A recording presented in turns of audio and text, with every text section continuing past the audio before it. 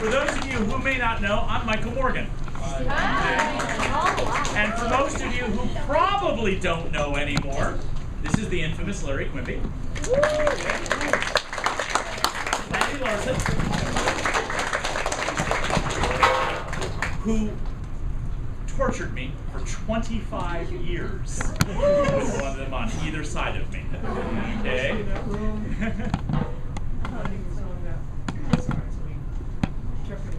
He got here in 1990 when I did. We literally carried the first box of glassware into these rooms together. He came in the fall of 91. Okay? And in 2014, they finally let me graduate. They still haven't let Mr. Morgan out. Nope. This is Alexander Alschuler. One of you, class of 2005. Okay? And Rose, making her debut this year. Now, before we really get started, there are a couple things we want to talk about. Okay? One, pictures are fine. Take out your phones, you got no problem. Don't video, because it's not the same on video.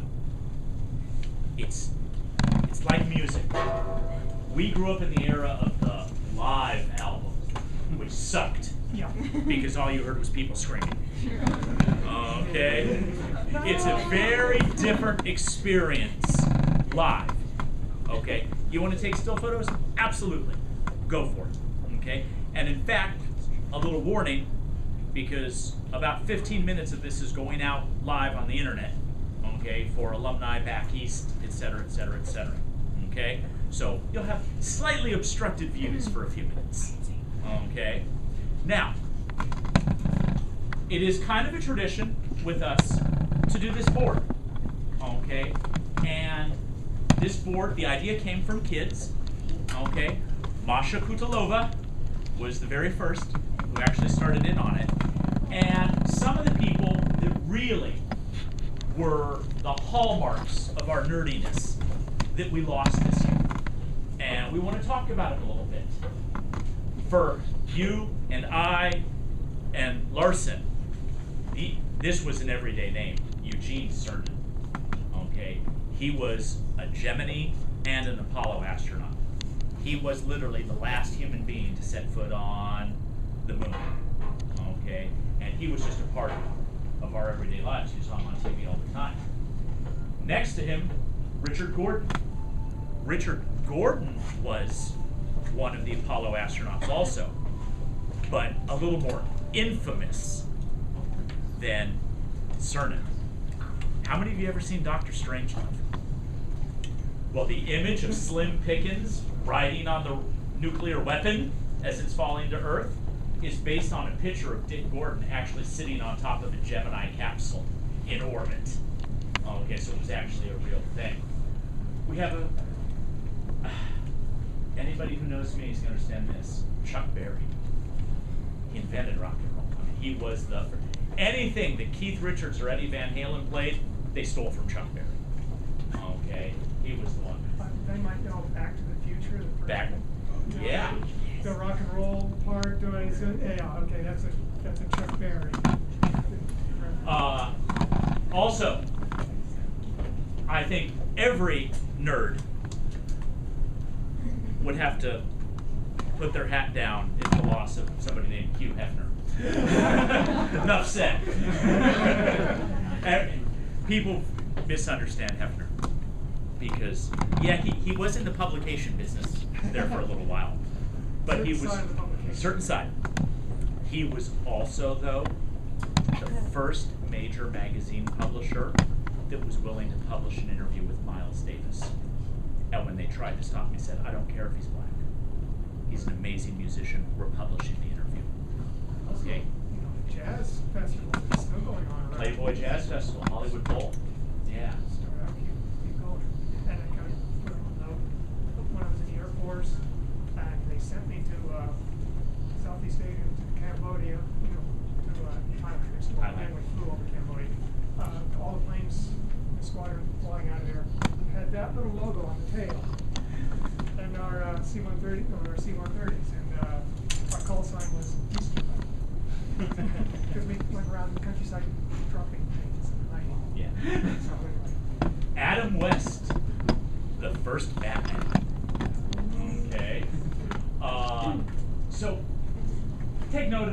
going on today. Now, what's a Faraday lecture? Caroline Morgan sends her apologies for not being here, but she's heading towards the airport right now, leaving for London.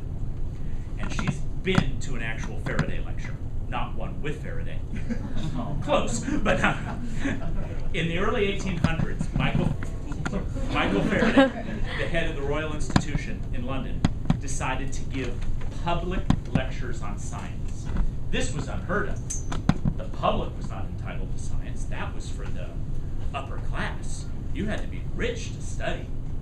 Okay? So for the 5 days leading up to Christmas, he gave a 2-hour lecture every day at the Royal Institute. We actually visited last summer. We drove by it. They wouldn't let us in. They have good security. And you were supposed to bring your kids, drop them off, and let the kids learn. They're not going to believe this. About candles. The first Faraday lecture was called The Chemical History of a Candle. Okay? Now because of that, we're going to start off by talking a little bit about candles. Now, this is an aquarium. Okay? Airtight, except open at the top. It'll hold water. We've got a stack of candles, and what I've got here is more than a little bit of dry ice. Remember, we must use protection, practice safe science. Now, I'm going to take a whole bunch of this and sit it in here, okay? And you know what? As long as you know what you're doing, you don't have to very long. As long as it's not in your hand.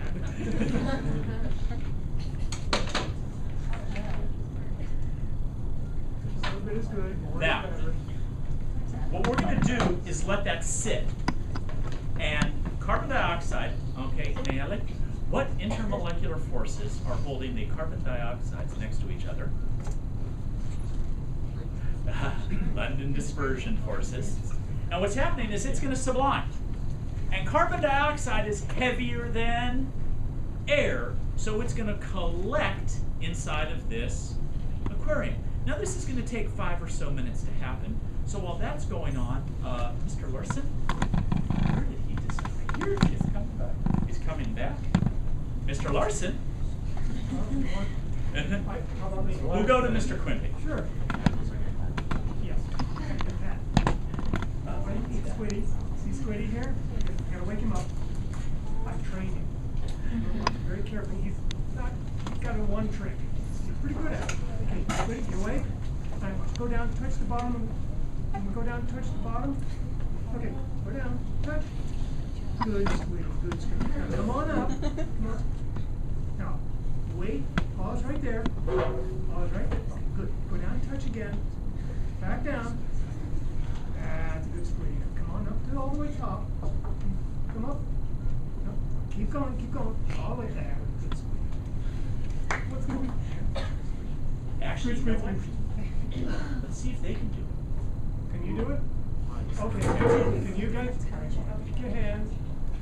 Not like this. Now, pick up. Are you ready, Squiddy? Watch down. Okay, I'm gonna go down. Put your hands down. Keep on. Ah, there you go. I want to be with you. Okay, can you get him whacked up?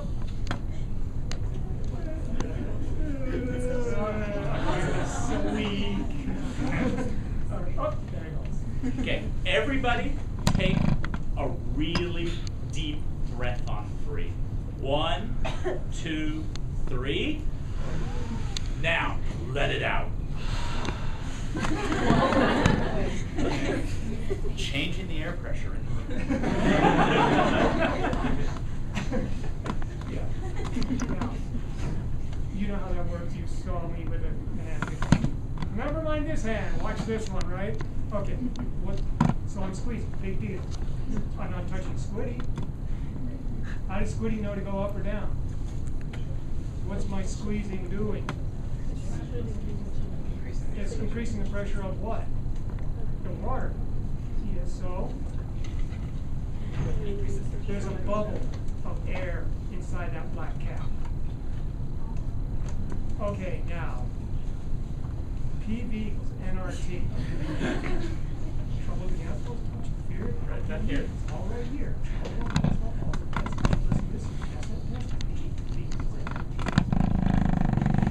It's the pressure. Here's the pressure. You already know, right? Here's the volume. Volume. Why should grow? And it's moles, constant are Kelvin. Critical. Now, so if I increase the pressure, what happens to the volume? Inverse relationship. So more water goes in, what happens to the density? Density goes up, the volume of the air goes down, the mass stays the same, density increases for squiddy and Crocs, more dense than water. Let go, you decrease the pressure, the volume increases, pushes the water out, squiddy is now buoyant. It's got less density than water. Anything you can try to hold, then you can do that. Have fun with your little brothers and sisters. Now, we've been given a flag for doing this lecture, chemical demonstrations and physics demonstrations, and never actually paying any attention to biology. Okay, so we decided, since we're going way back to like Faraday style demos, we're going to go way back in some theories about life. I have a question for you. What, in your opinion, are the things that something that's living does? Something breathes. Okay. Do bacteria breathe? Response to stimuli. Response to stimuli. Okay. Reproduction. Just a teenage audience. Careful. They use energy. Maintains homeostasis. Okay. And if it doesn't, they tend to get in trouble, right? I think I heard somebody say excrete. Red waste. Okay. So let me look at these candles that are here. Yeah, this looks like it's pretty much maintaining homeostasis. That flame is pretty steady there. That one's pretty steady. Giving off energy, certainly using energy. Some of the wax is pouring off of there. I could consider that to be like excretion, right? Getting rid of some of the waste from here. Are they breathing? What about it? They take in oxygen, don't they? Certainly taking in oxygen. A lot of living things do that. What do they give off? CO2. Giving off CO2, another waste. You suffocated a couple. Like murderer! I guess candles are living then, aren't they? Can they reproduce? Well, you should. Hold on. You don't think so? Cover your eyes, children. Cover your eyes. No audiences. Let's see if they can reproduce.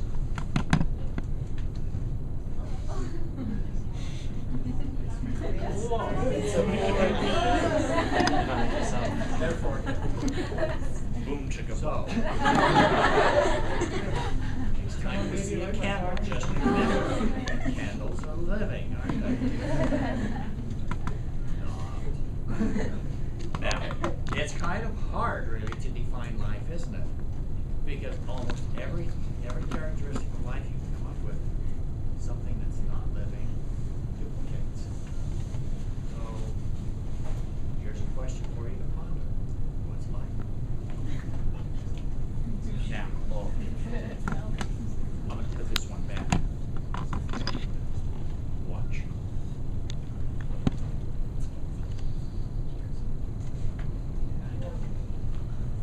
We've built up a layer of carbon dioxide gas, haven't we? And it's slowly coming up, up, up. And this one, I think you can tell, it's going like this, isn't it? It's gasping its last breaths. Okay? So, you started teaching in 1976, right? I was a high school student starting in fall of 81 through June of 84, okay? And back in those days, y'all did something in biology you can't quite get away with anymore. You brought in a bucket full of live frogs. And the frog had to be, how shall we say, dispatched, okay, before it was dissected. And the bio teacher made you take a pair of scissors and pith it. You would cut off the top of the back of its head. Something about severing the whole nervous system that didn't feel anything. The frog's going, Now, you don't do that anymore. Many of you actually have your goal of going across the street to work in some labs, okay? And there will be times when little white mice and other species have to be, this is how they do it. Take an aquarium, like this aquarium, some dry ice in there, sit Mickey in there, go to lunch, come back. Okay. What happens? Because the carbon dioxide has pushed the oxygen out. Okay? Your lot out there in the 1950s did it to something named the Leica. Okay? You sent a dog up into space. They were going to launch Alan Shepard first, but the dog, Shepard, and they figured, the dog might get hurt, so they sent up Shepard.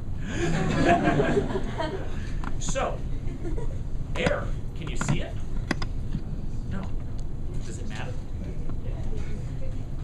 No, air doesn't matter. I don't know what you're talking about. So we keep talking about air, a gas. Like, we know it's there, like it has some sort of substance, right? But how do we know it has a substance? We can't see it. We can't really feel it. So how do you know that it's actually there? So we're doing this because you can tell that maybe one gas is displacing another gas, and you can kind of tell what's going on. But how do we know that maybe the candles are just like sucking up all the air that's in there, and that's why they're all going out? There's nothing going in. Maybe this is just an isolated environment. Well, I've got about 700 milliliters of water in here, and I've got a funnel. And we'll put the funnel in, and notice how volume stays about the same, doesn't it? It's still sticking around that 700 milliliter mark. But what happens if I cover one end of the funnel? When I submerge it, what's going to happen? It's going to go up. What's going to go up? The volume of the water is going to go up. Why? You're adding more water? Yeah, I am. Yeah, I can turn air into water. Forget water to wine, air to water. I think that's a little more useful. Water to air. I've seen The Martian. We're gonna science the shit out of this, right? So, I heard the answer back there. What's happening? We're no longer displacing the air. If I have half of this funnel, if I have the funnel covered with my finger, the air is no longer going to escape, and I displace the water as opposed to pushing out all the air. So that's how we know that air is actually matter. We can use air to displace other things. It takes up space. It takes up space. It does matter. It does matter. Just about to be sad wins. Air doesn't have matter. Do you take up space? Do you have mass? You matter. You are matter.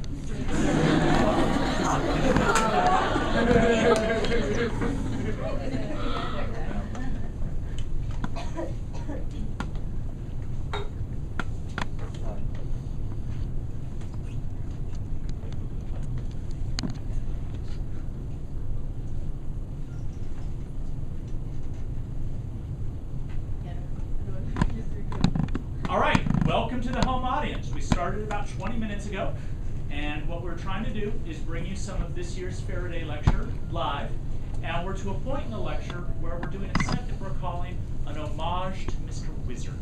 How many of you watched The Big Bang Theory? Don Herbert, Mr. Wizard, has been immortalized in episodes of The Big Bang Theory, but due to some copyright restrictions, they have changed his name to Professor Proton. Don Herbert was live on television in the 50s and 60s, okay, the Mr. Wizard show every afternoon, bringing you really cool science with the stuff that you might find in home. And the first episode of Big Bang, where they featured Professor Proton, Bob Newhart, comic genius. Okay, you gotta have the best timing, even better than like George Carlin. The guy was a genius. Was teasing Penny a little bit with the concept of the potato plug. So what I have here is a couple of, well, let's see, you're from Idaho. Can you identify those? Russet potatoes. Those are Idaho russets. That's your entire youth, isn't it? They're pulling those out of the ground. And now, I have two pieces of metal. Okay, those of you up front, can you identify either of them? Copper, very good. And zinc.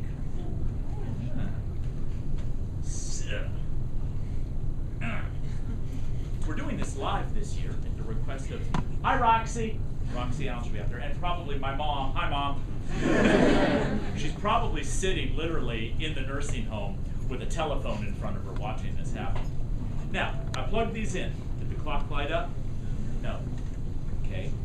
Because I've got electricity, a current that can flow from one side to the other, but what can't it do?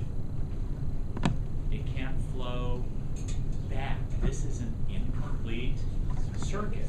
So if I put in the salt bridge, okay, and complete the circuit, okay, tell me if the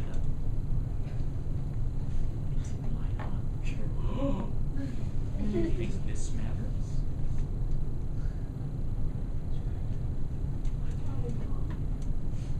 Okay. You have to have one metal that's gaining electrons and one metal that is losing electrons. Oil ring, right? The okay. So this was a very, very typical Mr. Wizard style experiment. Okay. When I was a kid, teenager really, they kind of brought him back on TV on Nickelodeon. Except he wasn't coming out in that black suit, white shirt and tie anymore. More like a golf shirt. Kind of looked like Charlie Sheen. Yeah, that's the time. Okay, so that's the potato plot. Mr. Rogers just made something on the news the other day. He did. He's going to be on a U.S. postage stamp this year. Oh, that's what it was, postage stamp. Mr. Rogers will be featured. He will be going from neighborhood to neighborhood across America. Yes. Now, I have on this hot plate a couple of soda cans, and you've noticed a little bit of steam coming out of here probably, and so you know that this is hot. There's been a little bit coming out of these cans too.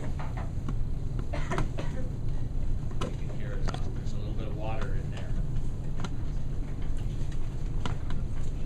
Now, we talk about air taking up some space. Does it matter what temperature the air is as to how much air occupies a given amount of space if it has the same pressure as the air around it? Does that make a difference? Yeah? So, if I take this can and I do this to it,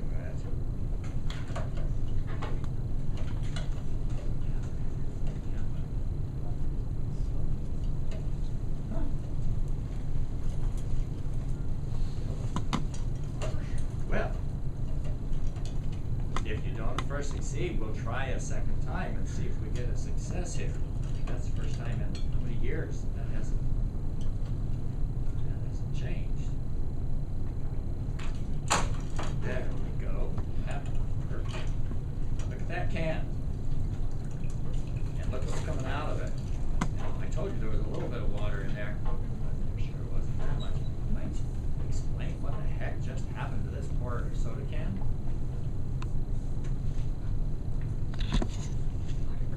How can I do that? Does that have to do with the air pressure in the can, like inside of the can, the temperature? I forgot what.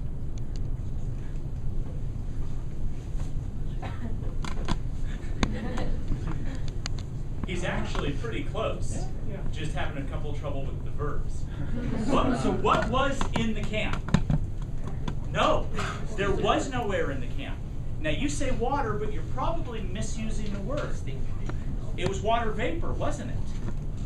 And what did he put it into? This is Cold. You Yeah. can see some ice in there, right? cold water, right? So when this went in there, what happened to the volume of the air in the water vapor in the can? Volume increased? Decreased. Decreased. Pressure went down, didn't it?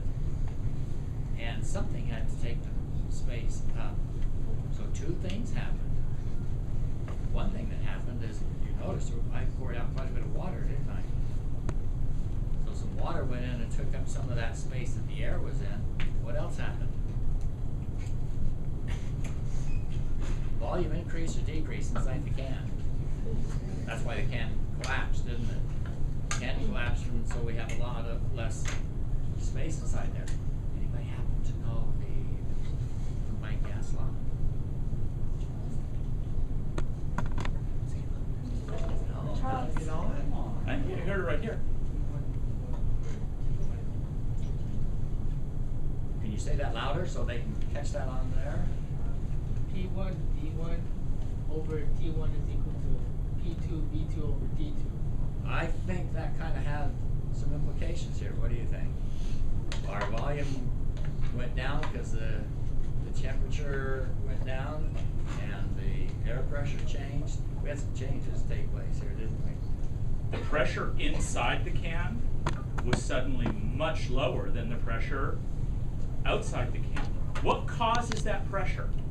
Collisions of the water molecules with the inside of the can. There were no more collisions because the water went from vapor to liquid. Okay, so nothing was pushing out, but all the air around you was pushing in. And remember, air matters. All right. So, Anyway, so what we have here is a metal, just a little wire. You can hardly see it. It's very thin, but it has a name. It's called nitinol, and it has a very special nickname. It's called memory metal because just look at any metal. You can malleable and kind of stretch it out, just flatten it. Ductile, too. Yeah, ductile. Loses its shape. But if you put it into warm water, it comes back to its regular shape. What happens here is that when they make this metal, they make it at really high temperatures, 500 degrees Celsius, and they set it into this shape. This metal is an alloy of nickel and titanium, and it's an interstitial alloy. And what happens is that it remains that shape, but then when you cool it down, you can just you can move around, ductile, malleable.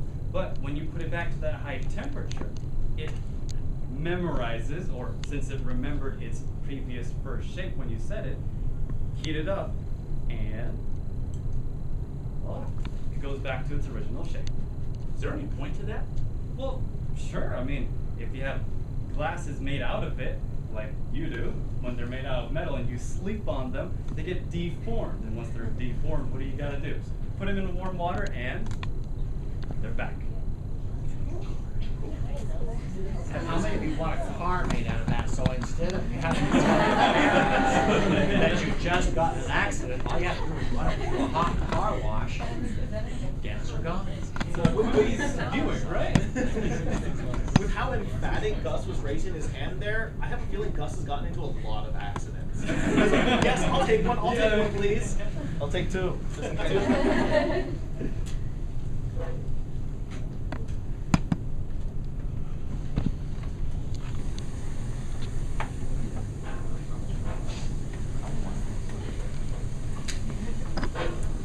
Sounds like he's about to break into a safe. Yep. Yeah. 8-8 sounds great. All right. So fireworks. Changing our topic just a little bit. How do you guys think they get all those really cool colors in fireworks? Okay, chemicals, right? They don't like shoot a bunch of LEDs up into the sky and they're pre-programmed to make Mickey's head in the air. No, it's not how it works. they use chemicals. They use salts. So almost like table salt, that is actually, sodium chloride is one of the salts that they do use. And they heat them up because, we hear big loud booms. Those are explosions. And with an explosion, we get a lot of heat. Where's my sodium chloride? I thought there was one. There was. Oh well.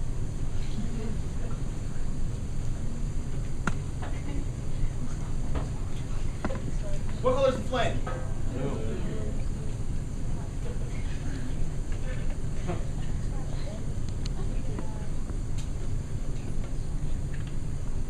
It's not spraying.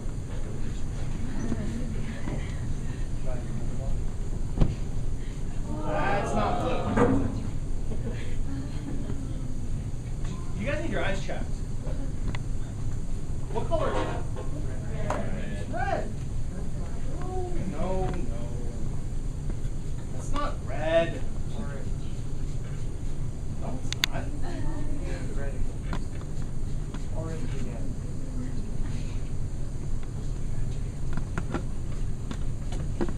That one's kind of hard, right? So what am I doing here? Using different spray bottles, right?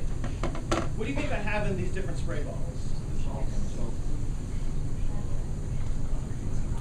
I've got different solutions. And each of these solutions is a different salt solution.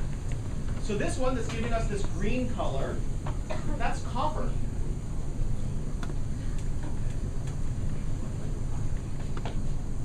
This kind of pale color, pale purple almost, that's going to be potassium.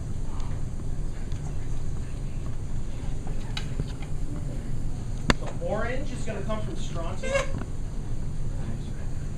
So that nice vibrant red is lithium. So they put all these different salts into fireworks, and that's how you get all the different colors.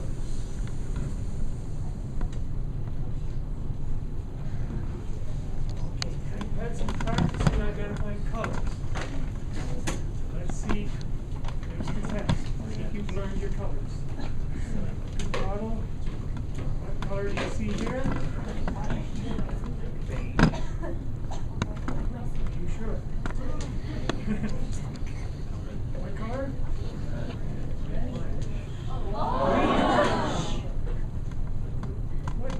What? Make up your mind. Indecisive. Yeah, was it Teenagers. multiple choice with all of the above? True or false? Yes. See that on the guy failed the true or false test because he picked C all the way down. Oh, that's what he said. Switch the colors again.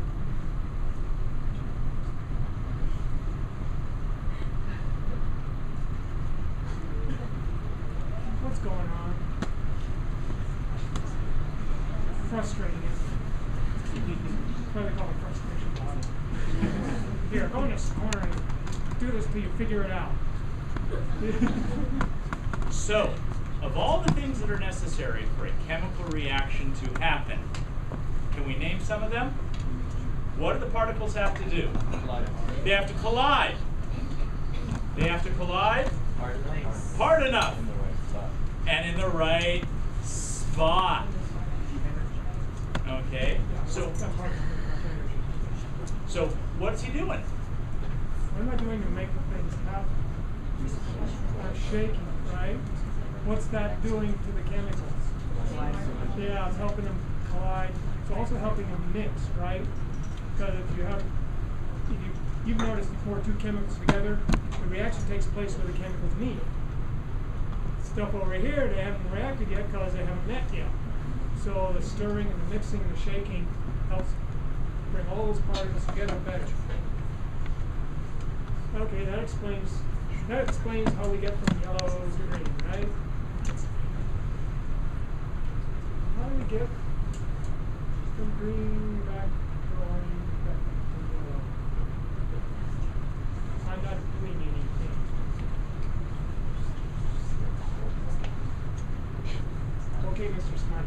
Well, if you're not swirling that bottle, you're not getting any more collisions. You've got an equilibrium situation. That reaction is going backwards. Okay? Reactions can go both directions. Now let it sit long enough, it'll get back to, you were sitting in, and it's kind of a yellow. Yeah. This is more a traffic light today. Okay? Green, yellow, and red. Swirl it kind of gently, get some collisions, some energy, shake it a lot, and what do you get? A lot of collisions and a lot of energy. And you get that nice final product that can go backwards. Reversing the reaction. Well, you've seen the graphs, right? Or you will. Yep, they will. So that's when- As soon as they get back, in fact, it's great. Oh, boy. All right. Three attractions.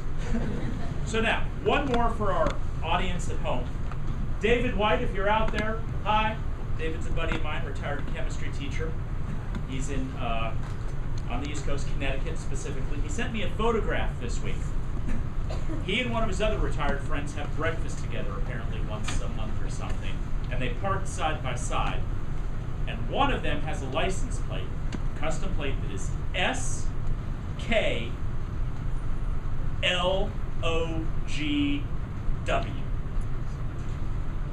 Anyone recognizing that? That's Boltzmann. S equal KLNW. And then the car next to it had QMCDT.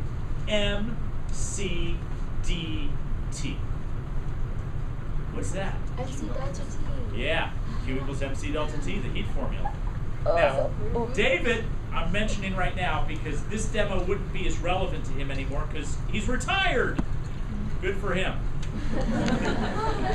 Now, I'm going to take a gallon or so of water, some. Not all chemistry started out with, I wonder what happens if you have 3.38 grams of manganese sulfate. People just took some, a little more. I'm American. All right. And some of this. David, I don't think you need this anymore, do you? Milk of magnesia. This is good for an upset tummy. Let's just say we consume a lot of this here in room 503 because we deal with teenagers. Milk of magnesia is actually a suspension of magnesium hydroxide.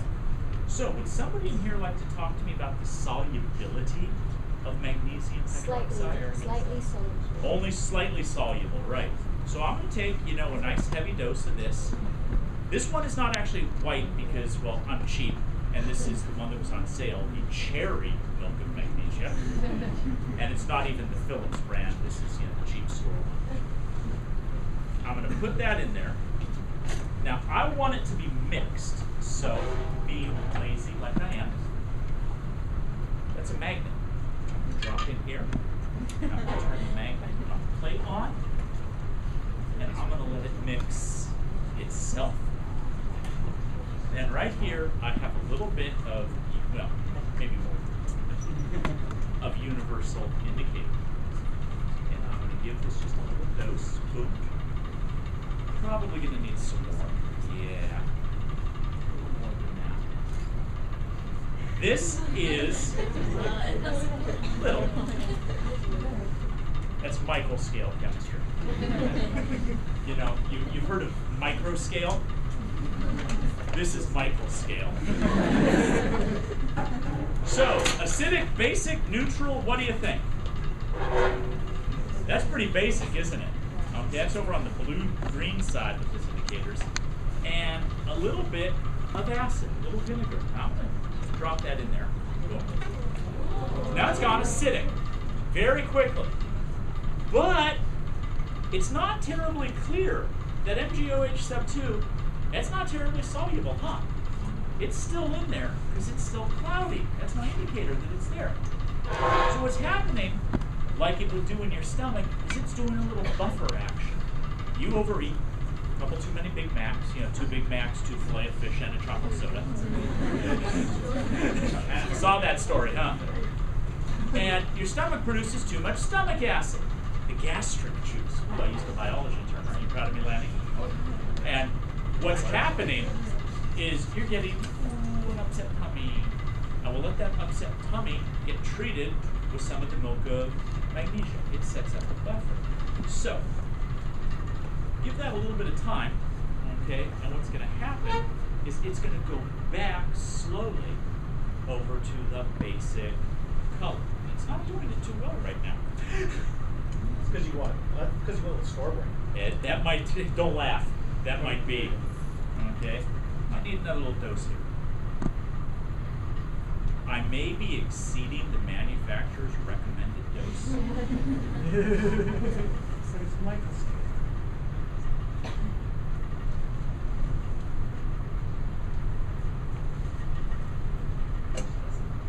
Yeah, isn't that ironic?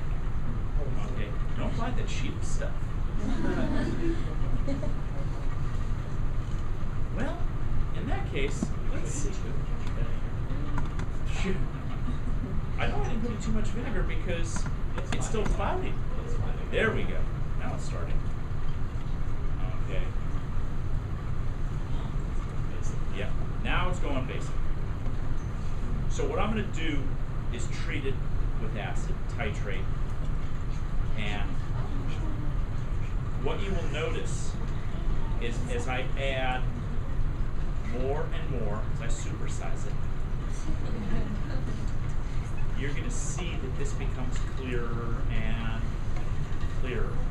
How come? I'm consuming all the magnesium hydroxide, of which I got a pretty good dose of.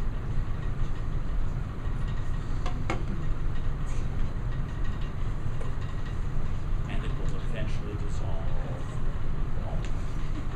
Okay? All right, at this point, we're going to say goodbye to the home audience.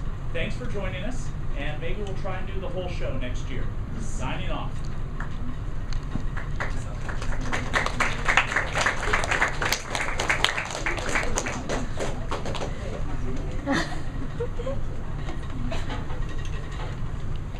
Now, the best thing about chemistry is that it's a demonstration when it works. It's an experiment when it doesn't. Make sense? Okay, now, the theme for National Chemistry Week this year is Chemistry Rocks. And that is, in other words, geology. So we're going to actually look at a couple of rocks for a few minutes and talk about some of the chemistry involved. And you don't show them. They're not real scientists. No. Overhead projector. Ancient. Back to physics. Yeah. No, we're back to, I think, the ancient Egyptians. So, Before you get in there, Q, ever take a look over here at my fish tank? Okay. It's filling up with carbon dioxide, isn't it? candle killer. So, I would say hi, and put a big plus sign here. Leave that dot. And got these nice crystal Iceland sparks. If you get some like this, and even clearer than this, Morgan and I would like to come and buy them off of you. So, they've got a very interesting property, these crystals. They do funny things with light. You see the HI through the crystal.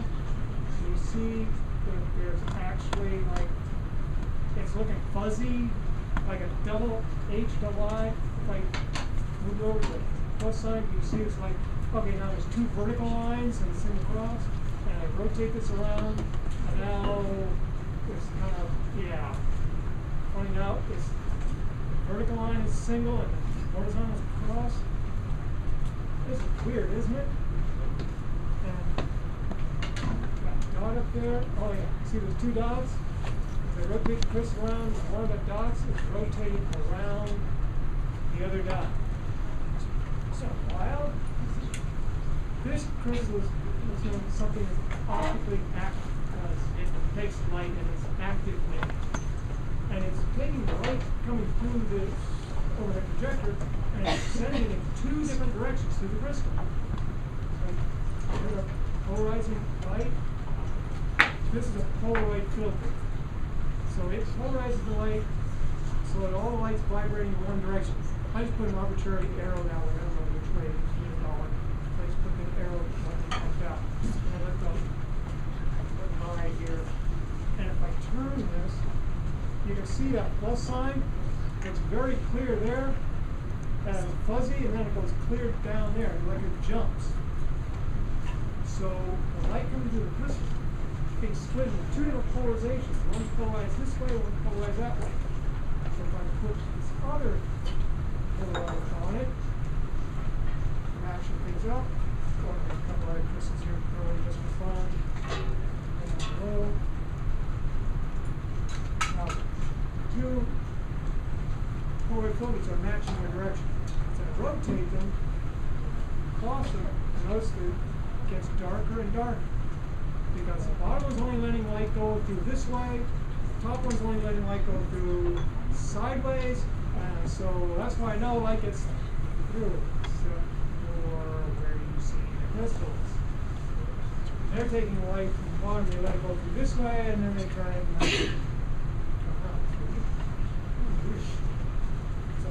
that's interesting. There's some practical uses for this. Well, it is a very useful concept in identifying the isomer of a compound that exists. Because you can make a solution in alcohol of a compound that you think is optically active, and you can shine light through it and let the light rotate against a scale and measure how much the light rotates, whether it goes to the left or to the right. Okay, and if you look at amino acids, some of them have the letter L in front of them. Levatory, meaning the light is rotated to the left. And some of them have an R in front of them, meaning that it will rotate light to the right. That's how you can tell the difference. That was a very big deal back when he was a kid. Okay, Larson, not Larson. And a drug called thalidomide. Okay. And thalidomide was manufactured in Europe and used as a sedative mostly for pregnant ladies. If any of you have been around mom when she was expecting, you understand. Okay. Now, let's get the lights in. Now, we started to use it in the US, except they used a different process for manufacturing. And they got two different isomers. And the isomer that wasn't being sold in Europe was actually causing what was called corpus syndrome in babies, where basically, you'd have a torso, but the hands would never get much bigger than about this. The legs would never get If they got hands, if you got or arms, or legs, it was not good. Now, they figured out the problem was, but there was such a bad name associated with the drug that it went off the market. Okay? Come on, did you buy something better? It's the new improved thalidomide. It came back on the market in the US in the early 2000s, but only for use in end-stage cancer patients. Okay? Where there was absolutely no chance that somebody was going to be having a baby, and typically only for men, not for women. The difference between spearmint and peppermint is an optical isomer. And they are different, aren't they? Okay, so now, rocks. That was Icelandic spar, right? Riggin? Caraway. Oh, also? Okay, cool. And that's Now, I'm going to go to a slightly different view. No, this is not for my urologist. Okay? This is actually water from a lake in California. Okay? The lake is called Owens Lake, and it's in the Central Valley. Okay, we've actually taken a group of kids there on a field trip once. Great field trip, man. 2 days, all expenses paid. Got to do that again sometime. It's a Science Bowl prize. Okay? Now, Owens Lake, the bed is incredibly rich in soil that has lots of carbonates, sulfates, and hydroxides. And that's what's giving it this color. Okay? So what I'm going to do is take a little bit of the Owens Lake water, not apple juice, put it in this flask. Ooh, that's right.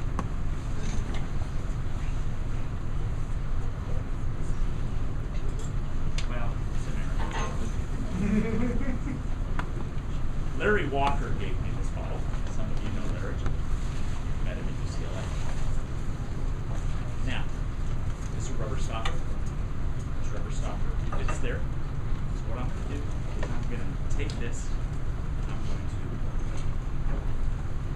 to pour 3 molar hydrochloric acid in with all of these carbonates.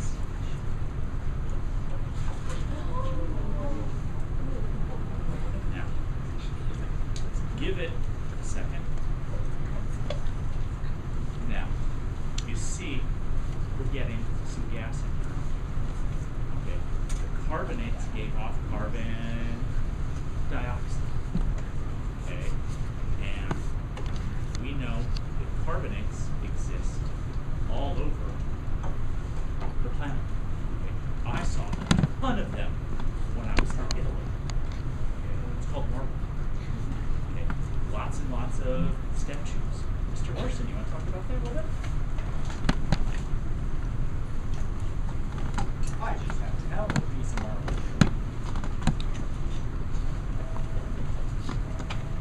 And we have 2 different rocks here. They don't look quite the same, but similar. And somebody tell me what different types of rocks we have. There are 3 major classes of rocks. Stephen, where are you? Igneous, metamorphic, and sedimentary. Very good. Sedentary? Sedimentary. Teenager, sedentary. I must have said let's move on. Igneous and metamorphic and sedimentary rocks. Alright, well, rocks can get formed by fire, and that would be igneous, that can be a volcano. Rocks can be formed by sand and other materials and organic materials laid down, especially underwater a little bit. You can get sedimentary rocks. And rocks can be formed when there's tremendous amount of pressure on them from layers and layers of earth on top of them. And that tremendous pressure creates the metamorphic rocks. Well, you probably heard of metamorphic in biology too. What metamorphosis? What does that mean? Something goes through metamorphosis. Changes in form. Like, or like the formation of a butterfly from a caterpillar. Or like tadpoles to frogs. They undergo changes. Well, these rocks are formed from various kinds of minerals. And minerals combine in different ways. They have different organizations to them. I don't know if any of you have studied yet about different kinds of packing with the rocks and different geometries and the various crystals that form in them. They have a lot of different kinds of substances in them. And some of the substances tend to be highly reactive with various things, such as with acids. For example, I take a little bit of hydrochloric acid, which is what Mr. Morgan was just using. Just a little hydrochloric acid in this beaker.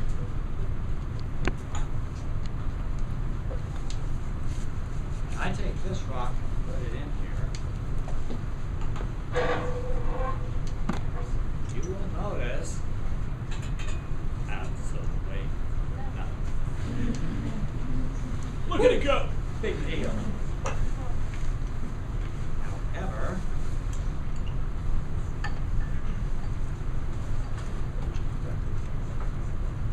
if I take this one and put it in here, you immediately notice something different, don't you? What's happening? Guess what this rock is?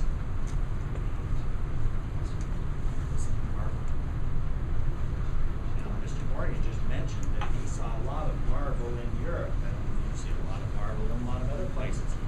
What's made of marble?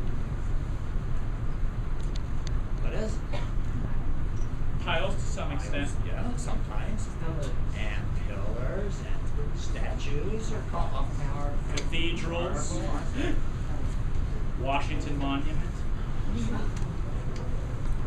Can anybody tell me what happens to the moisture in the air as it travels across the United States, going from California to New York, as it goes across the United States and passes over some of our urban areas? Do I know what's in the air that combines with the water? From industrial sources, smoke, things, there are acids that are in the air. And that acid in the air combines with the moisture, or the sulfates that go up into the air combine with the moisture, and they make sulfuric, and we get hydrochloric acid, and Here in California, nitrous. Nitrous is better than car exhaust. That's right. If you go in and you have your car smog, one of the things they check for is what they refer to as NOx, nitrogen oxides, nitrous oxides, and so on. Those are the referred to as the NOx emissions, and those combine with the air and they produce nitrogen acids, nitric acids. Well, these acids come out as rain and snow. They do to marble statues. The roads were Just like we saw with this. Get that acid and it starts eating away at the statues.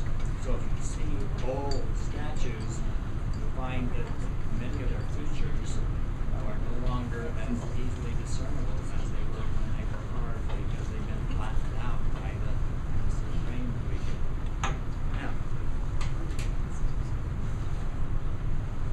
I'm going to take a little test tube here, and I'm going to pour a little bit of the acid here.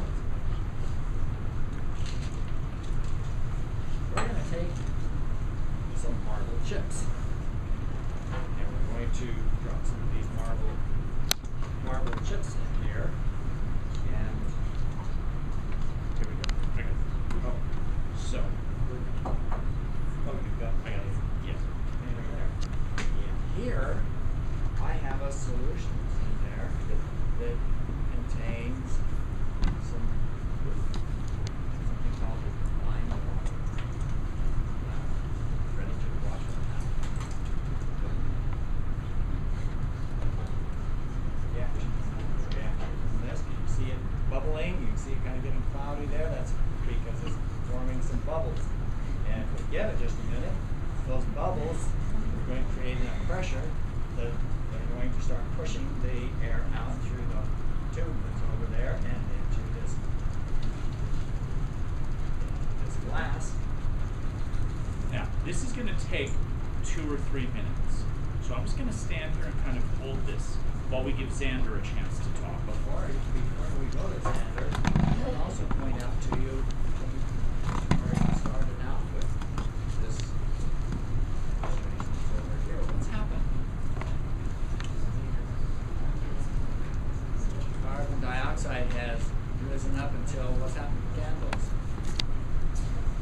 They're all out with the one highest, aren't they? Carbon dioxide is low in there. So carbon dioxide is kind of a heavy gas because it's sitting down in there and it's building up in there. So this is producing some carbon dioxide too, from the carbonates that are in marble chips. They contain carbonates. And those carbonates are converting the acid into carbon dioxide gas, which is what you see bubbling. And while Xander does his thing, we will let this sit. And we'll take a look at that in a minute, see what's happened. All right. So I have in here 6 different minerals. They're minerals, they're not rocks. Okay. I think only one of you has seen Breaking Bad. Who would want Breaking Bad? Okay. Yeah. Now, I also have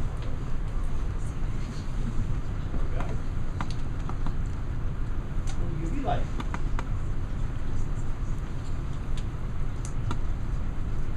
Works. So, purple, right? Violet. If I shine it on here, that's not violet. Notice what color it is on my hand. What color is it? So what's happening here? Why are we seeing a different type of light coming off of the mineral as opposed to the color of the light itself? Some minerals fluoresce, meaning you shine them with a certain wavelength of light and you'll see a different wavelength of light come off of it. It's one handy way to identify different minerals. That one's cool, isn't it? What colors are we seeing right there? Orange and some purple, huh? But it's just a boring piece of rock until you do that.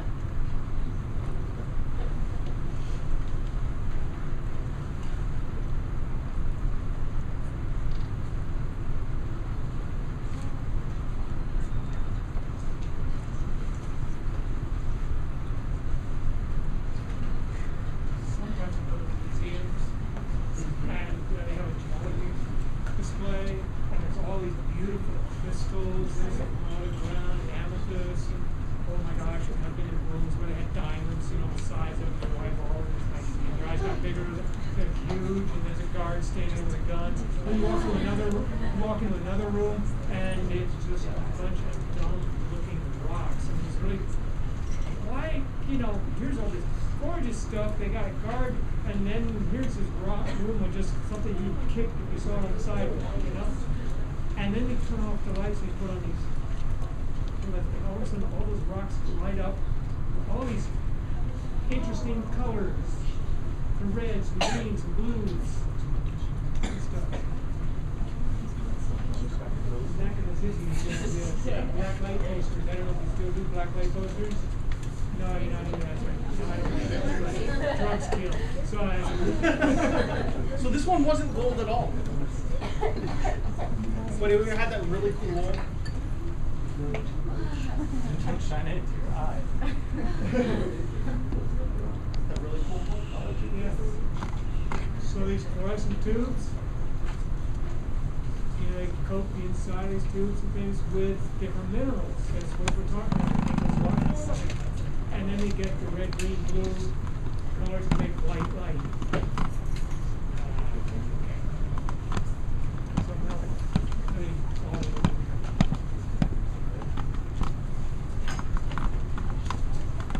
All right, we're going to focus on carbon dioxide for a while. We're going to let this keep bubbling slowly. Keep checking back with this. What you're going to see over here is that starting to get more and more cloudy as the calcium carbonate collects. What do you want? Oh, you got the pink one? Okay.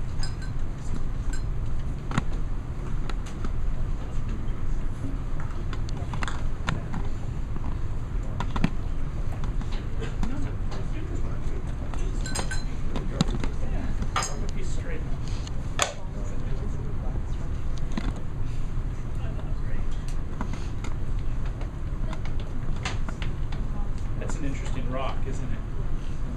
That's why it's picking out a piece or two. This is called magnetite.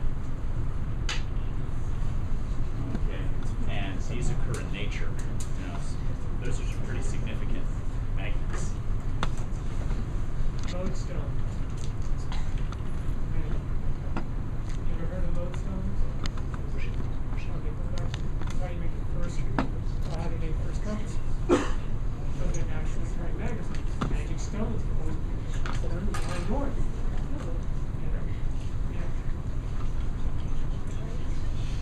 Okay.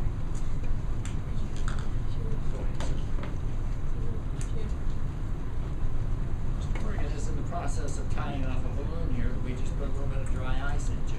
Will you tell me anything about dry ice, what it's made of?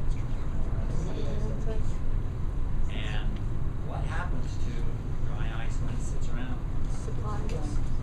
Does it melt? Sublimation. It what? Sublimation. Very good. And when it sublimes, that means it turns into what? Gas. Into a gas. So it goes from frozen carbon dioxide into gaseous carbon dioxide. And gas Expands. occupies more space, doesn't it, for the same amount. So what we have here is a little bit of solid carbon dioxide turning into a larger volume of gaseous carbon dioxide, and without even any effort on our part. There you can watch it. What happens if we have a container that's volume is fixed as opposed to being dynamic? You guys probably don't recognize what this is. Or what this is. But they are film cans, film canisters. You know, from back when people used film and had a camera, not just an iPhone. We used to throw these things away because we had hundreds, if not thousands, of them laying around, and now they're hard to find. Very hard to find. So what we're going to do is we're going to just pop some dry ice in here. And what do you think is going to end up happening?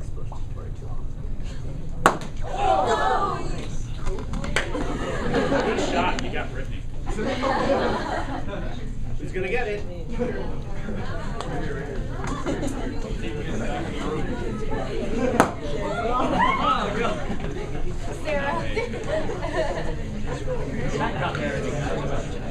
So what happened because it was fixed volume?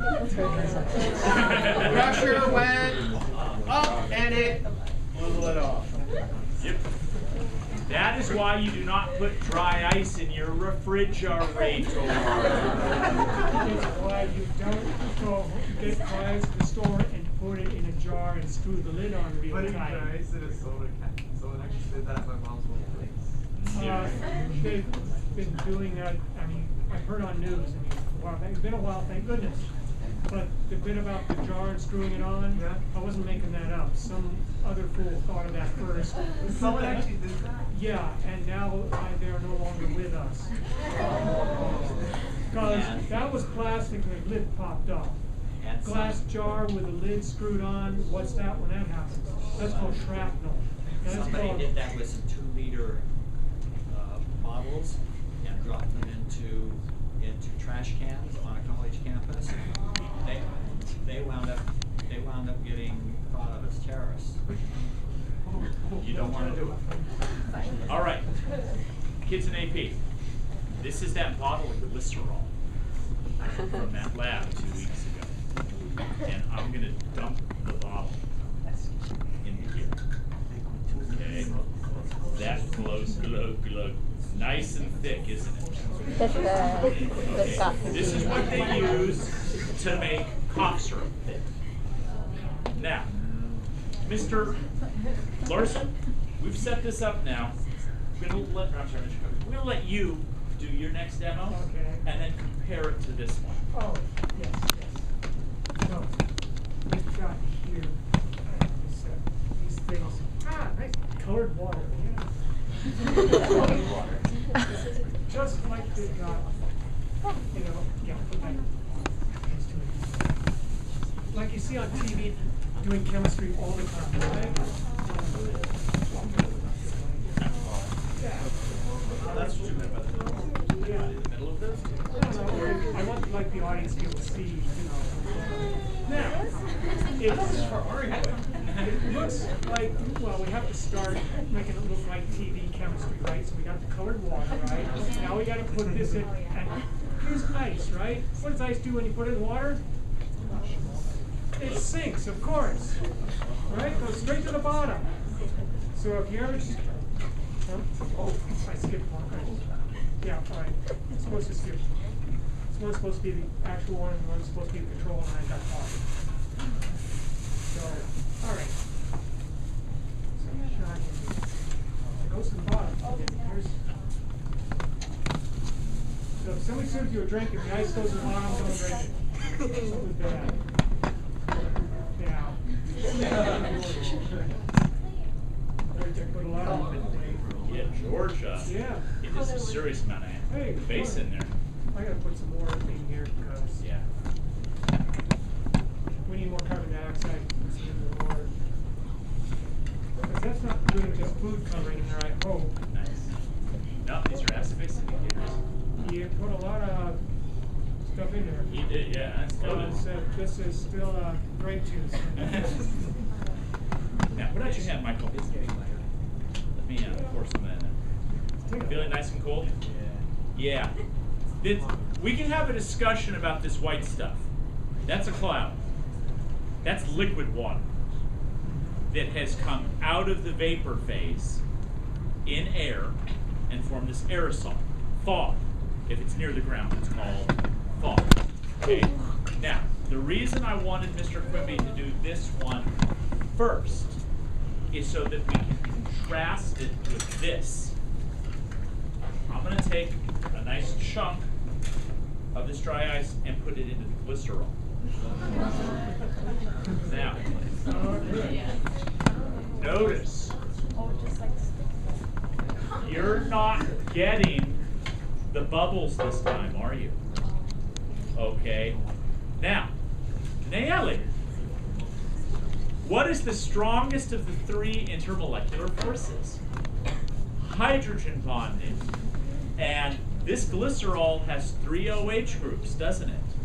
Which means it's going to have a lot of hydrogen bonding. You all thought water had a lot of hydrogen bonding. This has got much more, doesn't it?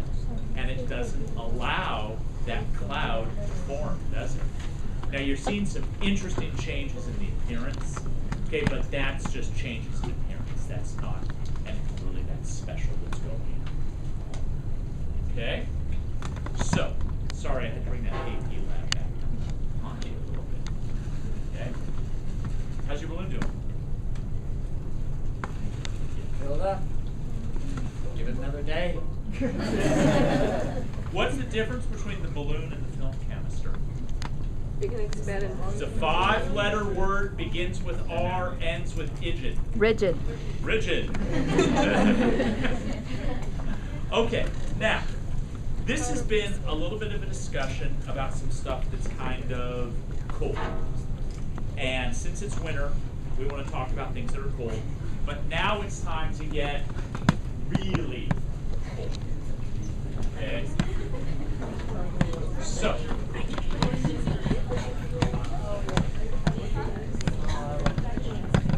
when I was a kid, every kid had a metal lunchbox. You see some samples in that case back there. My Hello Kitty lunchboxes. I had $6 Million Man. I had Spider-Man, Batman. Okay. Yeah, let's just say that the 1970s we weren't too open-minded. Okay. Now, all of those lunchboxes came with what we called a thermos. But thermos is actually a registered trademark of the King Sealy Corporation. It is a Dewar flask, or as Miss Morgan would call it, a vacuum flask. This is not thick glass. This is 2 pieces of glass. Fold it over or something. Double wall There you go. with a vacuum inside so that it does not conduct. And Xander, could you bring me my big thermos? I want the lunchbox that goes with this thermos. Yeah. So, I wonder if these are vacuum sealed. Yeah. You're very welcome. Now, before he takes the seals to show, notice we got fresh, very bouncy racquetball. Fine. I'm happy to get it. Give him a 2-piece jigsaw puzzle and he's happy for hours. Some of you are just figuring that out. I got the puzzle for you. This is the cold stuff. This is liquid nitrogen. This is about 77 Kelvin. So about 196 degrees below 0 on the Celsius scale. is the cold stuff. Okay? Now, does it look like, actually, does it look like it's boiling? Yeah. It is boiling.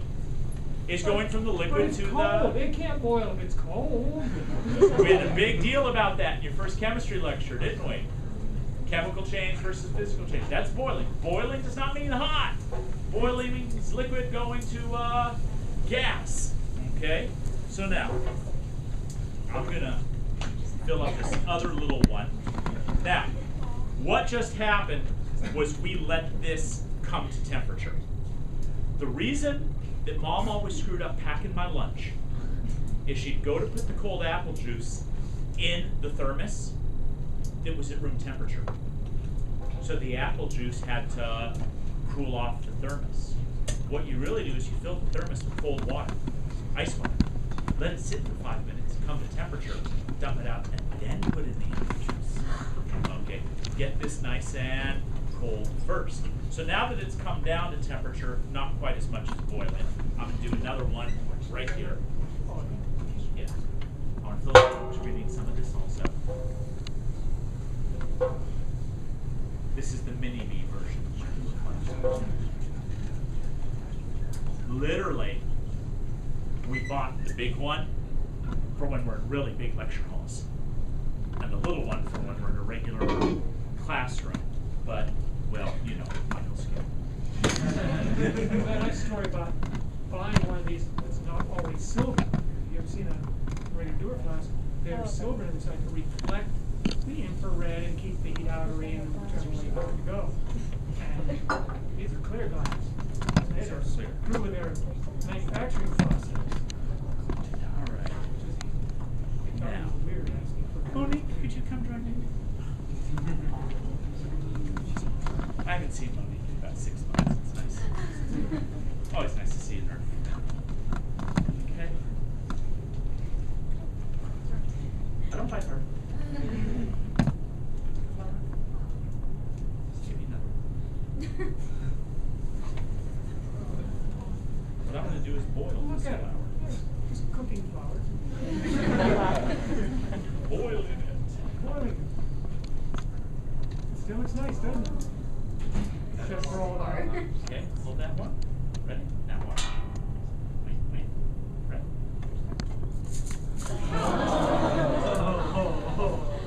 It's not quite the same, is it? Thank you. Now you can keep it. You can take the whole bouquet. My wife's not here, so I'll present it.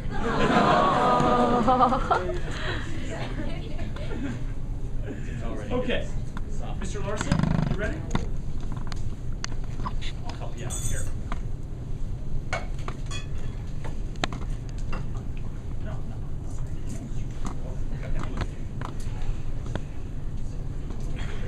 I don't know. Where did you put the wood? No, just get one out of the bag. You didn't think you could reuse your balloon, did you? No. You're gonna need some more of this. No. We'll work with that.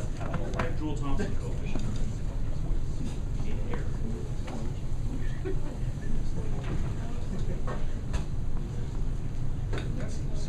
I am.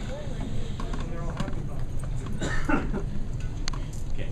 Now, could you grab that safety shield right there? Good idea. Yeah.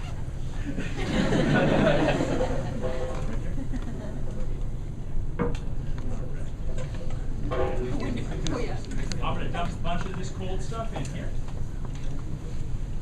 You saw that I just blew this up. Air in it. Stick it in there. Stick it in there. You want to hold it there? With what you got in your hands, you better believe it. Okay. Now, we're going to cool this balloon.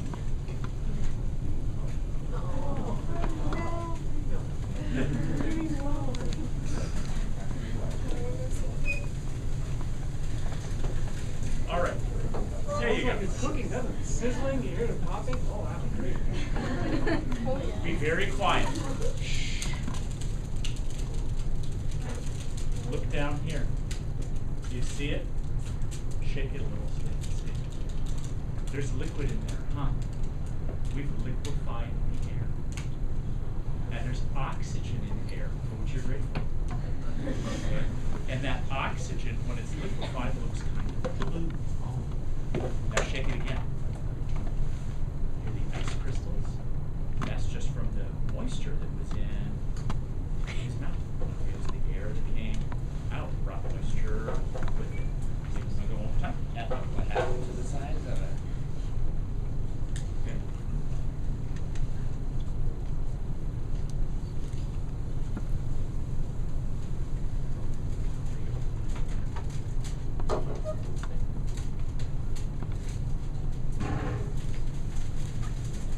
Now when he brings it up this time, look at the very bottom of the balloon. He'll lift it up real high very quickly. Go.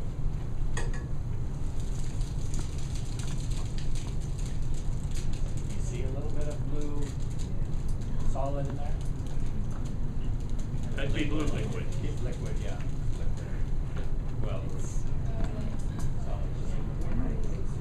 Water vapor.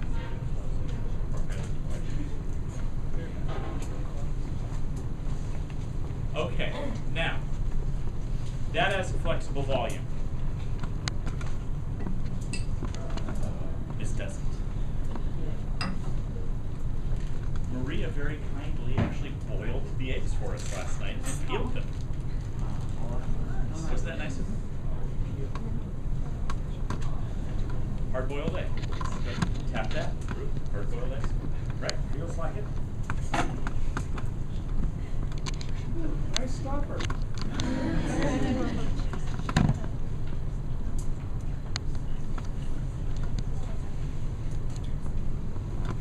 Very cold in there. Watching the egg? Oh God. See what's happening? Okay, now, let's take it out. Woo, that's cold.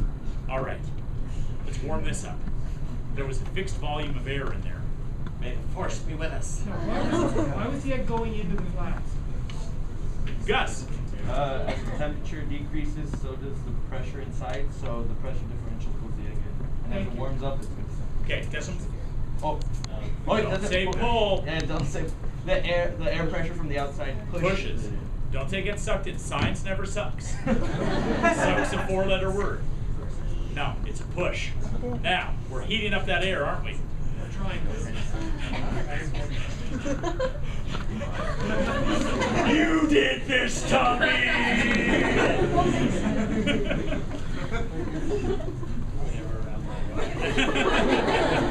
Come on. Xander, I think we need a set of warm hands. There's the Lamaze method, and then there's the Le Mans method, where you just scream like a Ferrari. No, it's actually coming. It's crowning. It's crowning. It's an egg! Oh God! What came first?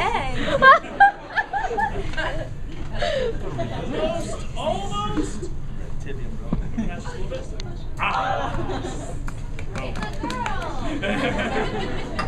Now, once upon a time, in this room, sitting second row, second table, fourth seat in total, was a young lady named Charlotte Wacker.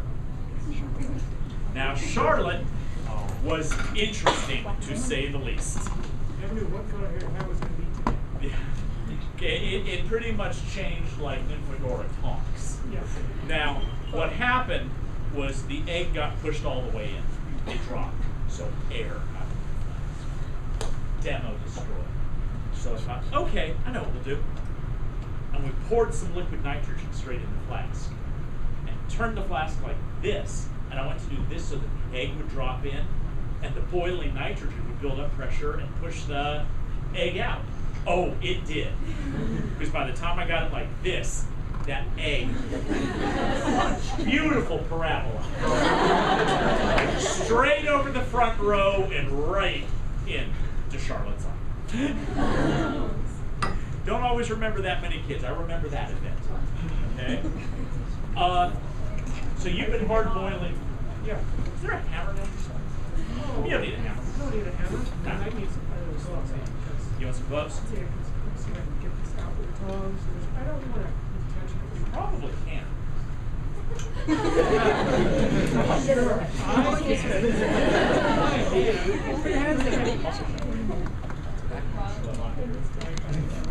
Use the floor. Here you go.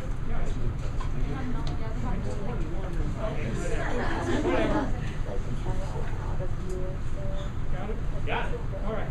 Go ahead. Yeah, we know how long it bounced. Okay, let's bounce this and see how long it bounced. Okay, Catch you. piece with a label on it. Fine. That was nice. I didn't get that.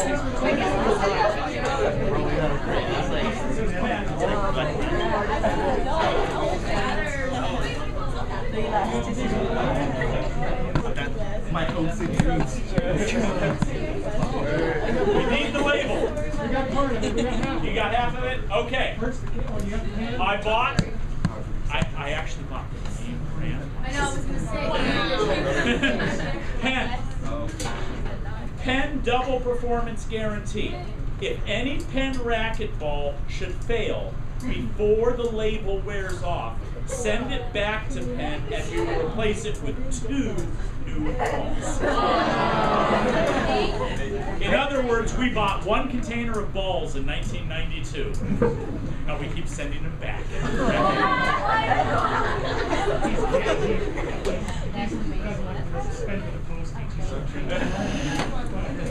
That may be good to speak about.